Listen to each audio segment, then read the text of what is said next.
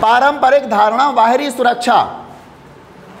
जब सुरक्षा का प्रश्न आता है, सुरक्षा नामक शब्द हमारे सामने आता है, तो अधिकांशतया जब हम सुरक्षा के बारे में कुछ पढ़ या सुन रहे होते हैं तो हमारा सामना सुरक्षा की पारंपरिक अर्थात राष्ट्रीय सुरक्षा से होता है। जब भी हम सुरक्षा की बात करते हैं तो एक पारंपरिक धारणा आ जाती है और हमारे दिमाग में केवल एक ही विचार आता है, राष्ट्रीय सुरक्षा। सुरक्षा की पारंपरिक अवधारणा में सैन्य मतलब सेना, सैन्य खतरे को किसी देश के लिए सबसे ज़्यादा खतरनाक माना जाता है। अगर सुरक्षा की हम पारंपरिक अवधारणा की बात करें तो सैन्य खतरा, दूसरे देश से की सेना से हमको जो खतरा होता है, सैन्य खतरा किसी देश के लिए सबसे ज़्यादा खतरनाक माना जाता है। हम सुरक्षा की बात करते तो सबसे ज़्यादा खतरनाक क्या माना जाता है? सैन्य खतरा। जब आपने देखा होगा भारत की सेना कोई युद्धाभ्यास करती है, कुछ प्रैक्टिस करती है, कहीं कच्छ के रन में जहाज़ों के द्वारा या कहीं और जगह पर किसी अन्य देश की सेना के साथ संयुक्त युद्धाभ्यास करती है, तो पड़ोसी देश दहल जाते हैं। कभी कभी ब्रेकिंग न्यूज में आता है, भारत में राफेल गरजा और पड़ोसी का दिल डरका। मतलब हमारे देश में वो गरज रहा है तो पड़ोसी का दिल घबरा रहा है, उसकी मुश्किलें बढ़ी, शत्रु का सीना चीर देगा, ऐसे शब्दों का इस्तेमाल किया जाता है। तो जब भी सैन्य सुरक्षा की बात करते हैं या देश की सुरक्षा की बात आती है तो इसमें सबसे बड़ा खतरा सैन्य खतरा होता है। इस खतरे का स्रोत कोई दूसरा मुल्क होता है और सैन्य खतरे का स्रोत कौन सा होता है? दूसरा मुल्क। हमें अपने मुल्क की सेना से खतरा नहीं होता है, बल्कि किसी दूसरे मुल्क की सेना की ताकत, बढ़ती हुई ताकत को देखकर हमारे लिए खतरा उत्पन्न हो जाता है। जब भी कोई सेना में परिवर्तन होता है, सेना की संख्या बढ़ती है, सेना में कोई नई तकनीक का प्रवेश हो जाता है, नए जहाज, नई मिसाइल सिस्टम, तो पड़ोसी देशों को या शत्रु देशों को खतरा उत्पन्न हो जाता है। क्योंकि सैन्य खतरा एक देश की सुरक्षा का सबसे बड़ा खतरा होता है। जो क्या होता है इसमें? इस खतरे का स्रोत कोई दूसरा मुल्क होता है जो सैन्य हमले की धमकी देकर क्या करते हैं? पड़ोसी देश दूसरे देश को सैन्य हमले की धमकी देता है। कभी सुना हो आपने, अमेरिका ने 2 टूक कहा कि चाइना अपने दायरे में रहे, नहीं तो परिणाम भुगतने पड़ेंगे। क्या है, क्या बोल रहा है अमेरिका? अमेरिका ये धमकी दे रहा है। रूस के राष्ट्रपति पुतिन का बयान, कभी ब्रेकिंग न्यूज आ जाती है, यूक्रेन अब ज्यादा हवा में ना उड़े, अन्यथा किसी भी प्रकार के हमले का सामना करना पड़ सकता है। सीधा सीधा पता चलता है कि परमाणु हमले की धमकी दे रहा है रूस। तो सैन्य स्रोतों में क्या होता है? इसमें सैन्य हमले की धमकी देकर संप्रभुता, किसी राष्ट्र की संप्रभुता, स्वतंत्रता और क्षेत्रीय अखंडता जैसे किसी देश के केंद्रीय मूल्यों के लिए खतरा पैदा करता है। जब कोई राष्ट्र किसी दूसरे राष्ट्र को सैन्य धमकी देता है, सैन्य हमले की धमकी देता है, तो वो उस राष्ट्र की संप्रभुता को नष्ट करने की भी चेतावनी दे देता है, साथ ही साथ स्वतंत्रता और क्षेत्रीय अखंडता पर वार करता है जब भी वो धमकी देता है। सैन्य कार्रवाई से आम नागरिकों के जीवन पर, जब कभी किसी देश की किसी दूसरे देश से सैन्य कार्रवाइयाँ होती हैं या यूं कहे कि युद्ध होता है सेना का सेना से, तो ये निश्चित नहीं है कि युद्ध में केवल सैनिक ही मारे जाते हैं। ज़्यादातर देश उन निहत्थे लोगों को भी, आम नागरिकों को भी इसका शिकार बनाते हैं, जिससे सरकार दहल जाए और सरकार के अंदर भय पैदा हो जाए। सैन्य कार्रवाई से आम नागरिकों के जीवन को भी खतरा होता है। शायद ही कभी ऐसा होता हो कि किसी युद्ध में सिर्फ सैनिक घायल हों, केवल सैनिक ही घायल हों युद्ध में, ऐसा तो होता ही नहीं होता, बल्कि आम नागरिकों पर भी हमला होते हैं अथवा मारे जाए। आम स्त्री पुरुष को भी युद्ध में हानि उठानी पड़ती है। अक्सर निहत्थे और आम औरत मर्द को जंग का निशाना बनाया जाता है। जब भी युद्ध होता है तो शत्रु देश वो जगह देखता है जहां भीड़ भाड़ वाले लोग हों और इनके पास हथियार ना हो, तो आम लोगों को भी इसका निशाना बनाया जाता है। उनका और उनकी सरकार का हौसला तोड़ने की कोशिश की जाती है। जब आम लोगों को निशाना बनाया जाता है हमले में, उनको मारा जाता है, तो सरकार का और सरकार की लोगों का और सरकार का हौसला तोड़ने का प्रयास किया जाता है।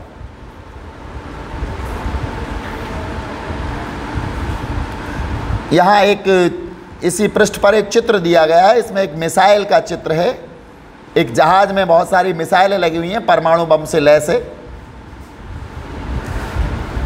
बुनियादी तौर पर किसी सरकार के पास युद्ध की स्थिति में 3 विकल्प होते हैं। सरकार हो, हम हो या आप हो, केवल 3 विकल्प ही होते हैं। और 3 विकल्प कौन कौन से होते हैं ये? सबसे पहला होता है आत्मसमर्पण।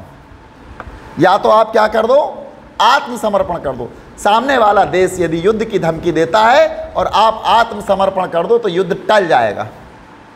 आत्मसमर्पण का मतलब होता है सरेंडर कर दो उसके सामने, तो युद्ध टल जाएगा। तो युद्ध की स्थिति में किसी भी देश के सामने कितने विकल्प होते हैं? 3। पहला सरेंडर यानी कि आत्मसमर्पण, और दूसरा होता है दूसरे पक्ष की को बिना युद्ध किए, यानी आत्मसमर्पण करना तथा दूसरे पक्ष की बात को बिना युद्ध किए मान लेना अथवा युद्ध से होने वाले नाश को इस हद तक बढ़ाने की। तो दूसरी क्या होती है? दूसरे पक्ष की बात मान लो, या तो आत्मसमर्पण कर दो। क्या कह रहे हैं?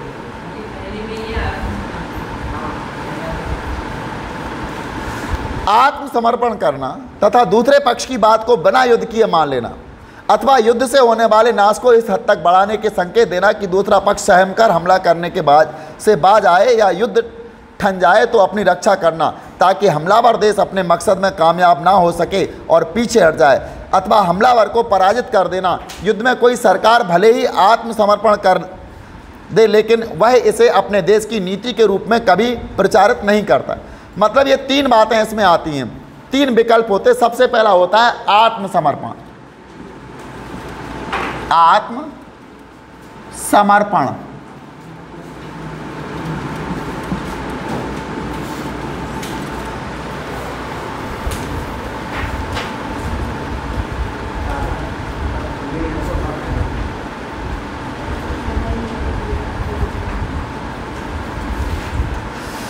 दूसरा आता है इसमें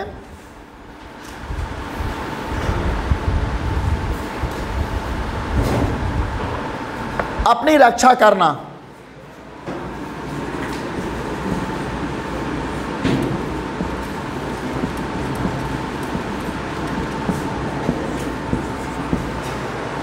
और तीसरा यहां आता है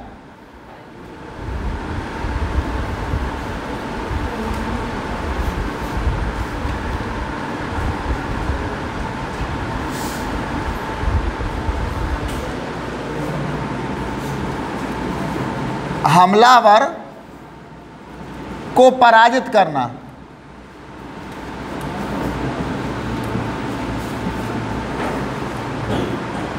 पहले आत्मसमर्पण करके युद्ध से बच सकते हैं, दूसरी हम रक्षा कर सकते हैं, और तीसरी हमलावर को हम पराजित कर दें। तो 3 प्रकार से हमारे विकल्प होते हैं। या तो सरेंडर कर दो, या अपनी रक्षा करो।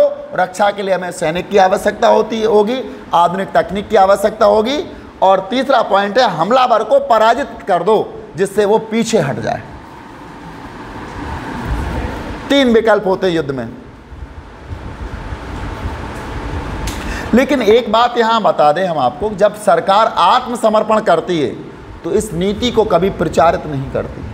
सरकार यदि शत्रु के 5 सैनिक भी मार देती है तो बड़े बड़ी ब्रेकिंग न्यूज में दिखाया जाता है कि आज भारत ने 5 सैनिकों को मारा शत्रु के। लेकिन कभी सरकार को आत्मसमर्पण की नीति पर चलना पड़े तो वो कभी भी प्रसारित नहीं करती है, कभी भी प्रचार नहीं करती है, क्योंकि इसमें देश के लोगों का विश्वास टूटता है। इस कारण सुरक्षा नीति का संबंध युद्ध की आशंका को रोकने में होता है। तो सुरक्षा नीति क्या करती है? सुरक्षा नीति का मतलब होता है युद्ध की आशंका को रोक दिया जाए। जब युद्ध होता है तो उसकी आशंका को समाप्त कर दिया जाए, युद्ध ना हो। सुरक्षा नीति यही कहती है हर देश की एक डिफेंस पॉलिसी होती है और वो क्या करती है कि युद्ध की आशंका को समाप्त कर दे, बातचीत के द्वारा या अपनी सैन्य बल के द्वारा, अपना दमखम दिखा के कुछ ना कुछ तरीकों से युद्ध की आशंका समाप्त हो जाए। और जब युद्ध की आशंका को समाप्त कर दिया जाता है, किसी देश को दूसरे देश से युद्ध की आशंका हो जाती है और उस अपनी कूटनीति के द्वारा, अपनी रणनीति के द्वारा वो युद्ध की नीति को समाप्त कर देता है, तो इसको अपरोध कहा जाता है। अपरोध।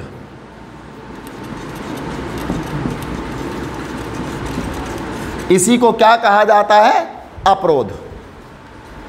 और युद्ध को सीमित रखने अथवा उसको समाप्त करने से होता है जिसे रक्षा कहा जाता है। और अगर हम युद्ध को सीमित रखें या युद्ध को समाप्त कर दें, इसको रक्षा कहा जाता है। यानी पहली बात है युद्ध की आशंका को रोकना, ये अपरोध हो गया। युद्ध की आशंका को रोकना।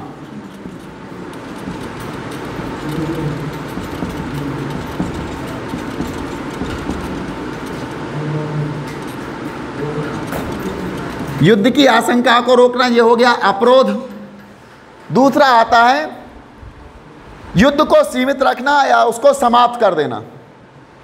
युद्ध को सीमित रखना या उसको समाप्त कर देना।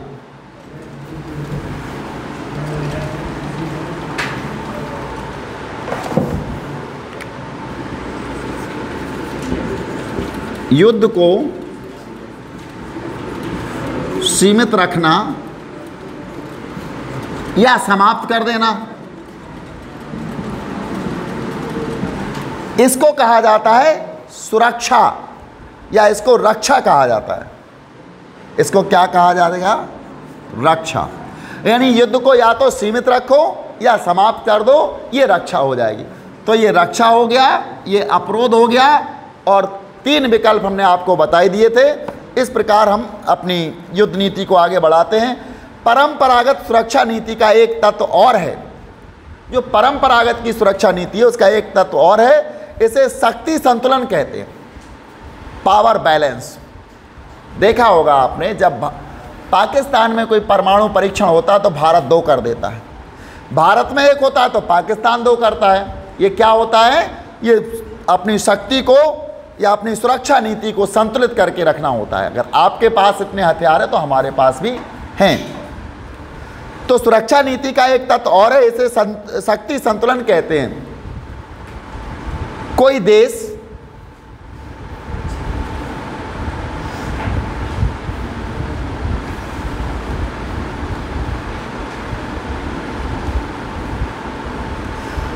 अपने अड़ोस पड़ोस में देखने पर पाता है कि कुछ मुल्क छोटे हैं।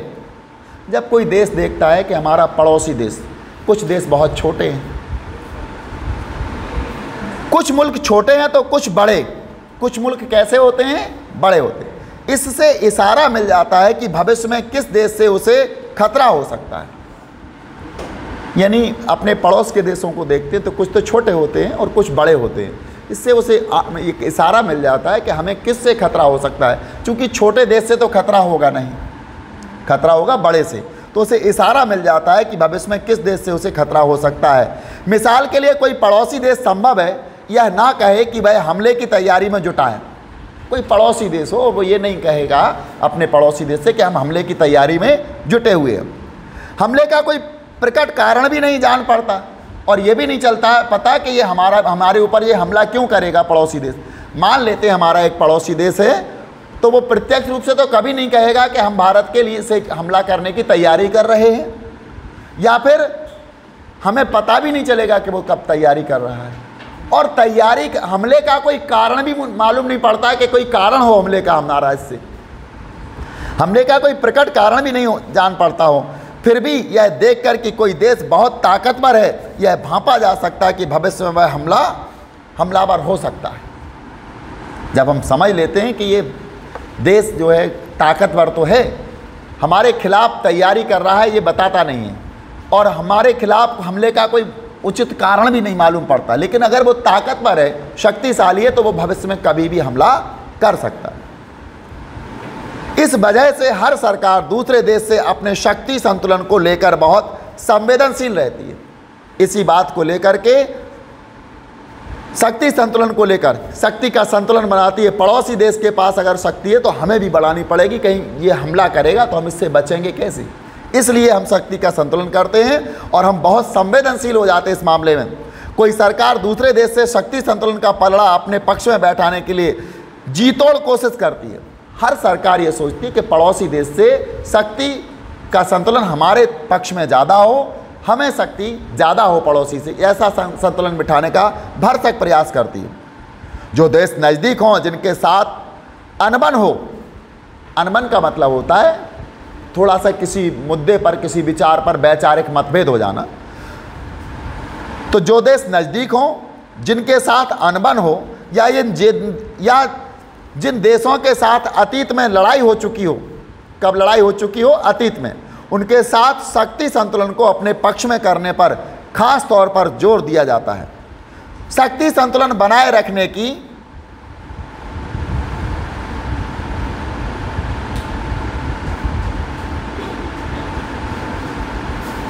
यह कवायद, शक्ति का संतुलन बनाए रखने की देशों की जो कवायद होती है, जो प्रयास होते हैं, अपनी सैन्य शक्ति बढ़ाने की होती है। प्रत्येक देश अपनी शक्ति संतुलन बढ़ाने के लिए क्या करता है? अपनी सैन्य शक्ति बढ़ाता है। सेना में भर्तियां करता है, नए नए युवाओं को लेता है, वृद्धों को निकाल देता है। सेना में नए नए टैंक, नए नए तोप, नए नए हथियार, नए नए जहाज, नई तकनीक, कम्युनिकेशन का अच्छा सिस्टम, सब कुछ सेना को उपलब्ध कराता है। तो ज़्यादातर अपनी सैन्य शक्ति बढ़ाने की होती है, लेकिन आर्थिक और प्रौद्योगिकी की ताकत भी महत्वपूर्ण है। किसी देश में केवल सैन्य शक्ति ही बढ़ जाए, आर्थिक और प्रौद्योगिकी ना हो, यानी उसके यहाँ तकनीकी ना हो और आर्थिक रूप से मजबूत ना हो, तो भी वो देश का संतुलन बिगड़ जाता है, क्योंकि अर्थ से ही सेना संचालित होती है। क्योंकि सैन्य शक्ति का यही आधार है। सैन्य शक्ति का आधार क्या है? अर्थ और उद्योग, धन और इंडस्ट्री। ये क्या करते हैं? उद्योगों से उसको हथियार मिलते हैं, उद्योगों से उसको सामान मिलता है, और धन से सेना की सारी आवश्यकताओं की पूर्ति होती है। जब हम विदेशों से भी किसी वस्तु का आयात करते हैं, अभी हमने देखा है कुछ वर्ष पहले एक अत्याधुनिक विमान राफेल हमने फ्रांस से खरीदे थे, कितने हजार करोड़ रुपए हमने दिए थे। अगर हमारे पास अर्थ नहीं होता, धन नहीं होता, तो हम कहाँ से खरीदते? पारंपरिक सुरक्षा नीति का चौथा तत्व है गठबंधन बनाना। हमें अपने आप को बचना है, तो इसके लिए हम क्या करते हैं? गठबंधन बनाते हैं। गठबंधन किनसे बनाते हैं? शक्तिशाली देशों से हम संपर्क बना के रखते हैं। अगर हम पर कोई हमला करे तो शक्तिशाली देशों से एक ऐसा करार हो जाता है, ऐसा वचनबद्धता हो जाती है कि अगर हमारे ऊपर कोई हमला करेगा तो आप लोग हमारा साथ देना, और आप पर कोई हमला करेगा तो हम साथ देंगे। तो ऐसे सैनिक गठबंधनों को या ऐसे सैन्य गठबंधनों को देख करके शत्रु देश दहल जाता है। जब वो युद्ध करने का या हमला करने का विचार करता तो उसके मन में एक बात आती है, यदि हम हमला करेंगे तो इनका गठबंधन भी सक्रिय हो जाएगा, हमको इन देशों से भी खतरा या युद्ध लेना होगा। तो पारंपरिक सुरक्षा नीति का चौथा तत्व है गठबंधन बनाना। गठबंधन में कई देश शामिल होते हैं और सैन्य हमले को रोकने अथवा उससे रक्षा करने के लिए समवेत कदम उठाते हैं। यानी गठबंधन में तो कई देश शामिल हो जाते हैं और सैन्य हमले को रोकने अथवा उससे सुरक्षा करने के लिए समवेत कदम उठाते, मतलब सब लोग समान एक साथ मिलकर के कदम उठाते हैं। अधिकांश गठबंधनों को लिखित संधि से एक औपचारिक रूप में मिलता है। यानी अधिकांश गठबंधन होते हैं वो लिखित संधि होती है, उनकी रिटन में होता है, पेपर वर्क होता है उसका, और उसके रूप में एक संधि हो जाती है। और ऐसे गठबंधनों को यह बात बिल्कुल स्पष्ट रहती है कि खतरा किससे है। किसी देश अथवा गठबंधन की तुलना में अपनी ताकत का असर बढ़ाने के लिए देश गठबंधन बनाते हैं। गठबंधन की तुलना में अपनी ताकत का असर बढ़ाने के लिए देश गठबंधन बनाते हैं। जब देखते हैं इनका गठबंधन है, किसी देश ने अन्य देशों से गठबंधन कर लिया और उसके गठबंधन में 4 या 5 शक्तिशाली देश हैं, तब वो क्या करता है? वो देश भी गठबंधन बनाता है। तुमने गुट बनाया तो हम भी गुट बनाएंगे। तुमने इन लोगों से गठबंधन किया जो तुम्हारे असंतुष्ट होंगे, उसके शत्रु होंगे, उनसे गठबंधन हम बना लेंगे। तो वो भी फिर गठबंधन बनाने की फिराक में आ जाते हैं। गठबंधन राष्ट्रीय हितों पर आधारित होते हैं, लेकिन गठबंधन जब भी होते हैं राष्ट्रीय हितों पर आधारित होते हैं, और राष्ट्रीय हितों के बदलने पर गठबंधन भी बदल जाते हैं। उदाहरण के लिए संयुक्त राज्य अमेरिका ने सन 1980 के दशक में सोवियत संघ के खिलाफ इस्लामी उग्रवादियों को समर्थन दिया। 1980 की बात है। सोवियत संघ के विरुद्ध या सोवियत संघ के खिलाफ संयुक्त राज्य अमेरिका ने 1980 में इस्लामी संगठनों का सहयोग किया था, समर्थन किया था। आपको पता हो अमेरिका पाकिस्तान को धन देकर के सहायता करता था, सैन्य उपकरण देता था, हथियार देता था। ये रूस के विरुद्ध तो उसका षड्यंत्र था।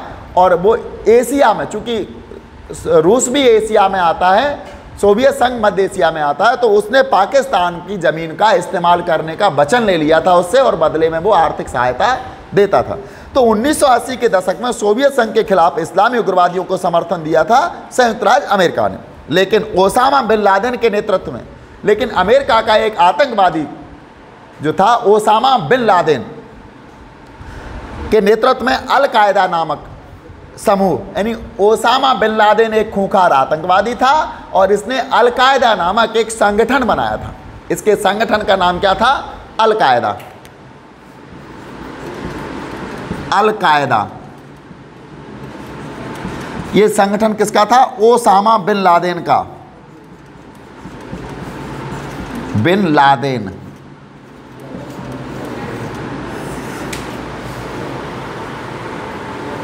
छब्बीस 11 की आपने सुना होगा,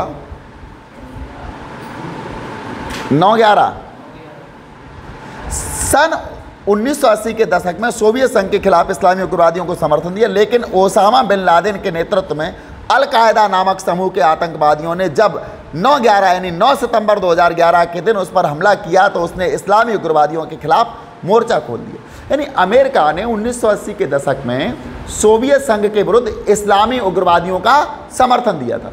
लेकिन 11 सितंबर 2001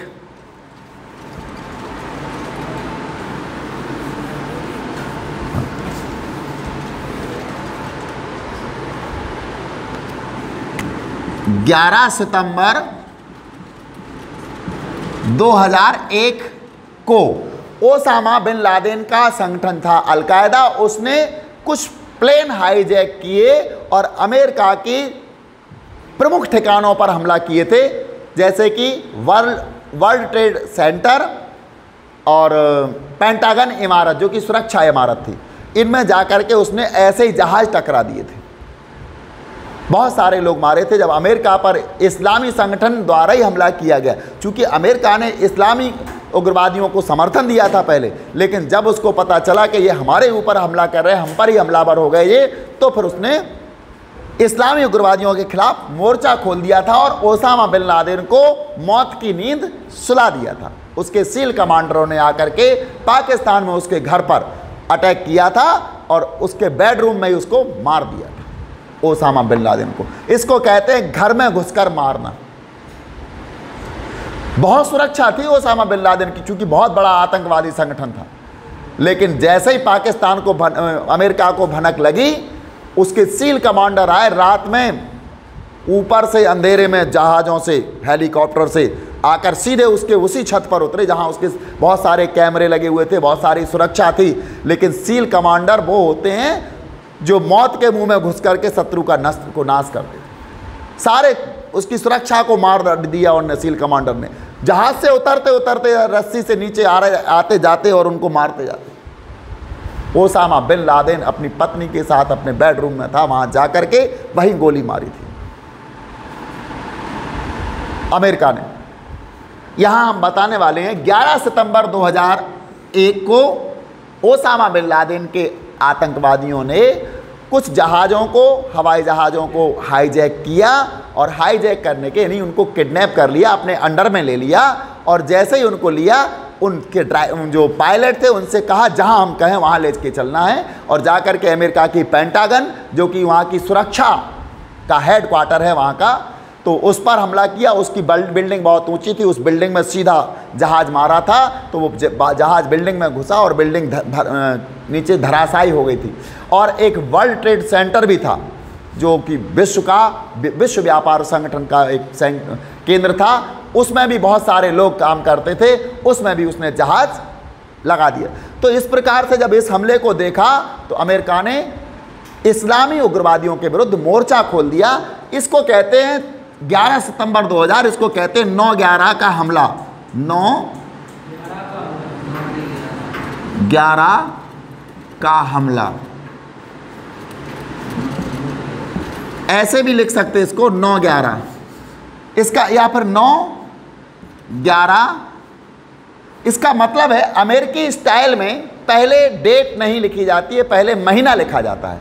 तो सितंबर चूंकि 9वां महीना है, वहाँ लिखा जाता है पहले MM यानी अमेरिकन स्टाइल में, अमेरिकन में तिथि लिखी जाती है, पहले MM फिर DD फिर YY, इस प्रकार से लिखी जाती है। तो M 9 हो गया, सितंबर था, DD 11 हो गई और YY 2001। तो शॉर्ट में इसको 9/11 का हमला बोल दिया जाता है, जबकि वास्तविक तौर पर यह हमला 11 सितंबर 2001 को हुआ था, यानी 11/9/2000 को हुआ था। और हमारी जो ब्रिटेन स्टाइल होती है डेट लिखने की, वो होती है कैसी, DD MM और YY, पहले डेट फिर मंथ और फिर ईयर लिखी जाती है। सुरक्षा की परंपरागत धारणा में माना जाता है कि किसी देश की सुरक्षा को ज़्यादातर खतरा उसकी सीमा के बाहर से होता है। सुरक्षा की परंपरागत धारणा में यह माना जाता है कि किसी देश की सुरक्षा को ज़्यादातर खतरा उसकी सीमा के बाहर से होता है। सबसे ज़्यादा किससे खतरा होता है देश को? सीमा से बाहर। अंदर तो उसका नियंत्रण होता है, लेकिन उसको खतरा सीमा से बाहर होता है। इसकी वजह है अंतर्राष्ट्रीय व्यवस्था। इस निर्मम मैदान में ऐसी कोई केंद्रीय ताकत नहीं जो देशों के व्यवहार बर्ताव पर अंकुश रखने में सक्षम हो। इसकी वजह है अंतर्राष्ट्रीय व्यवस्था, यानी इस निर्मम मैदान में ऐसी कोई केंद्रीय ताकत नहीं जो देशों के व्यवहार या बर्ताव पर अंकुश रख सके। दुनिया में भले ही संयुक्त राष्ट्र संघ की स्थापना कर ली है या अन्य संगठन बनाए हैं हम लोगों ने, लेकिन ऐसी कोई ताकत नहीं है जो देशों के बर्ताव में परिवर्तन ला सके। अगर देश के बर्ताव में परिवर्तन आ गया तो युद्ध होना ही नहीं, लेकिन आज तक ऐसी कोई ताकत नहीं बनी है। भले ही हमने संयुक्त राष्ट्र संघ बनाया है देश युद्ध को रोकने के लिए, लेकिन ऐसी कोई ताकत नहीं है जो देशों के व्यवहार में परिवर्तन कर सके या उनके बर्ताव पर अंकुश रख सके। किसी देश के भीतर हिंसा के खतरे से निपटने के लिए एक जानी पहचानी व्यवस्था होती है। किसी भी देश के भीतर हिंसा के खतरे से निपटने के लिए एक जानी पहचानी व्यवस्था होती है। जब भी हिंसा होगी तो हम किस प्रकार से निपटेंगे सबको पता है, हिंसा होगी तो हम सेना लगा देंगे। तो जानी पहचानी एक व्यवस्था होती है, इसे सरकार कहते हैं। लेकिन विश्व राजनीति में ऐसी कोई केंद्रीय सत्ता नहीं जो सबके ऊपर हो। यह सोचने का लालच हो सकता है कि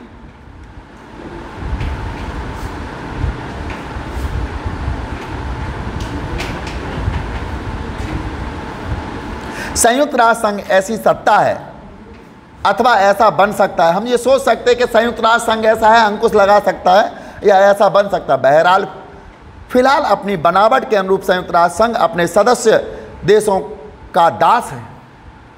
अगर बनावट देखी जाए संयुक्त राष्ट्र संघ की तो उसको गौर से देखने पर पता चलता है कि वो सदस्य देशों का दास है। और वो दास जब होगा तो वो अंकुश कैसे लगाएगा। और इसके सदस्य देश जितनी सत्ता इसको सौंपते और स्वीकारते हैं उतनी ही सत्ता इसे हासिल होती है। और जो सदस्य देश होते हैं सभी 193 देश जिसको जितनी सत्ता सौंपते हैं उतनी ही सत्ता इसके पास आती है, वही इसको स्वीकार करता है। अतः विश्व राजनीति में हर देश को अपनी सुरक्षा की जिम्मेदारी खुद उठानी होती है। संयुक्त राष्ट्र संघ से भी कुछ नहीं होता है, हर देश को अपनी जिम्मेदारी खुद उठानी पड़ती है। आज हमारा देश भारत है, भले ही वो संयुक्त राष्ट्र संघ का सदस्य है, भले ही वो सोवियत संघ का मित्र है, भले ही वो संयुक्त राज्य अमेरिका या अमेरिका का मित्र है, विभिन्न देशों से उसके अच्छे संबंध हैं, फ्रांस से उसकी दोस्ती है, व्यापारिक संबंध है, लेकिन जब युद्ध होगा तो भारत को अकेले ही उसका मुकाबला करना होगा। अपनी सुरक्षा अपने बूते पर करनी पड़ेगी। पारंपरिक धारणा आंतरिक सुरक्षा